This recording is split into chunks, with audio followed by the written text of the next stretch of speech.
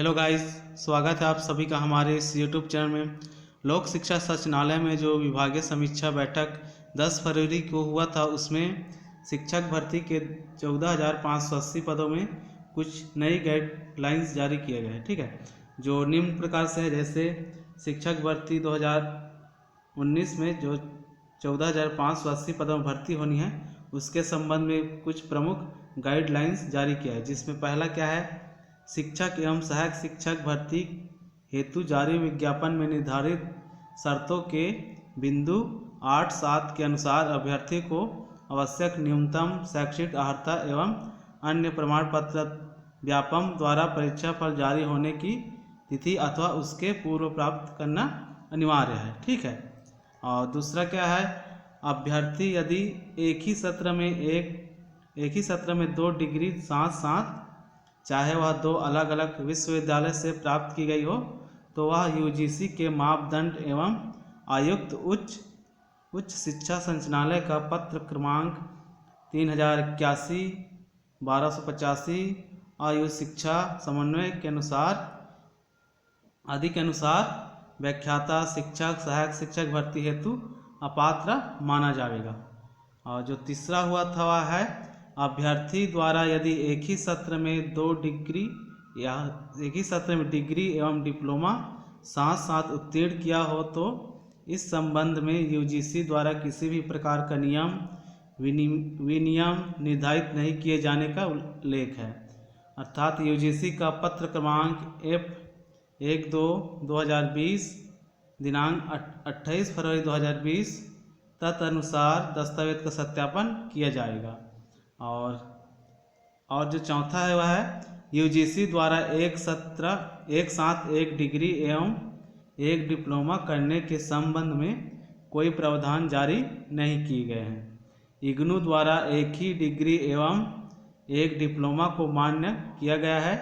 कुछ विश्वविद्यालय द्वारा के द्वारा भी एक डिग्री एवं एक डिप्लोमा को मान्य किया गया है। छत्तीसगढ़ माध्यमिक शिक्षा मंडल ने भी इस संबंध में कहा है कि इस प्रकार के कोई निर्देश जारी नहीं किए गए हैं। इन स्थितियों में यदि अभ्यर्थी एक साथ एक डिग्री एवं एक डिप्लोमा एक ही सत्र में उत्तीर्ण किया है, तो उसको या उसे अपात्र नहीं किया जाना चाहिए। और जो पांचवा है वह है, NCTE द्वारा जारी अधिसूचना क्रमांक 76/4/2010 दिनांक 11 फरवरी 2011 के अनुसार CTET परीक्षा उत्तीर्ण करने हेतु सामान्य वर्ग को 60% अंक तथा अनारक्षित वर्ग जैसे अनुसूचित जाति, अनुसूचित जनजाति एवं पिछड़ा वर्ग को 55% अंक प्राप्त करना अनिवार्य है। इससे कम अंक होने पर वह क्या होगा, अपात्र माना जाएगा। ठीक है, मतलब जनरल के लिए 90 नंबर और OBC के लिए 82 नंबर। ठीक है, किसमें, CTET में।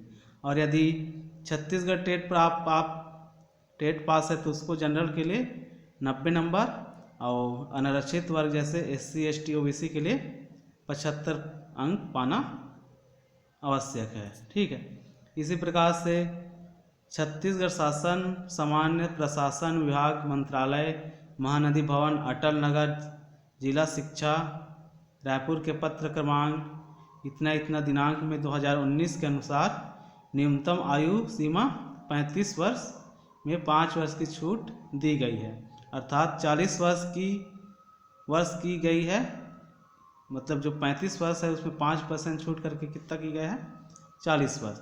इसके साथ ही आरक्षित श्रेणी के उम्मीदवारों को दी जाने वाली छूट के साथ अधिकतम 45 वर्ष तक के अभ्यर्थी को पात्र होंगे।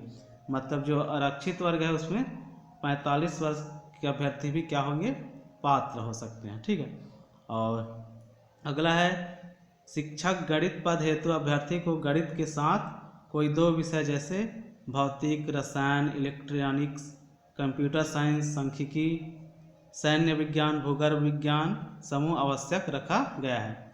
बैठक में हुई चर्चा के अनुसार कंप्यूटर साइंस के अंतर्गत ही कंप्यूटर एप्लीकेशन, सूचना प्रौद्योगिकी विषय भी आते हैं।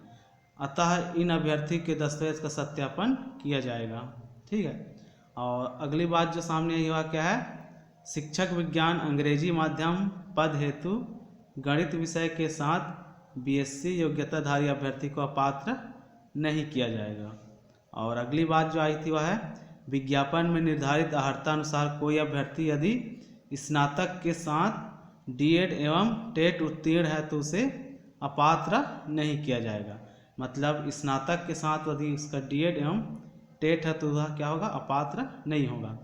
और अगला है, भूतपूर्व सैनिकों को व्यायाम शिक्षक पद हेतु अपात्र किया गया है, जबकि उनके द्वारा फिजिकल ट्रेनिंग इंस्ट्रक्शन का प्रमाण पत्र प्रस्तुत किया गया है। इन्हें सक्षम अधिकारी द्वारा शारीरिक प्रशिक्षण हेतु योग्यता संबंधी पत्र प्रस्तुत करने होंगे। अगला है, सहायक शिक्षक पद पर विशेष पिछड़ी जनजाति के अभ्यर्थी को अनुसूचित जनजाति हेतु आरक्षित पदों की 20% की सीमा तक नियुक्ति में प्राथमिकता प्रदान की जानी है। इन्हें बीएड डीएड नियुक्ति के उपरांत 5 वर्ष में किए जाने का प्रावधान है तथा टीईटी की आवश्यकता नहीं है। ठीक है, जो विशेष पिछड़ी जनजाति है उनको। और अगली बात जो आई है वह है, गणित विषय में शिक्षक पद हेतु माननीय उच्च न्यायालय बिलासपुर द्वारा WPS नंबर 3789/2019 एवं अन्य याचिकाओं द्वारा दिनांक 17/11/2020 को आदेश पारित करते हुए बीई योग्यताधारी अभ्यर्थियों को यदि अन्य सभी अर्हताएं पूरी की जाती है तो उसे पात्र किया जाएगा, उन्हें अमान्य नहीं किया जाना है। ठीक है, तो इस प्रकार से शिक्षक भर्ती के संबंध में कुछ अहम फैसले जो 10 फरवरी की बैठक हुई थी, विभागीय बैठक, उसमें किया गया है। तो इस प्रकार से इस नई गाइडलाइंस के द्वारा शिक्षक भर्ती जल्द से जल्द शुरू होने वाली है। अतः सभी अभ्यर्थी को बहुत बहुत बधाई। धन्यवाद।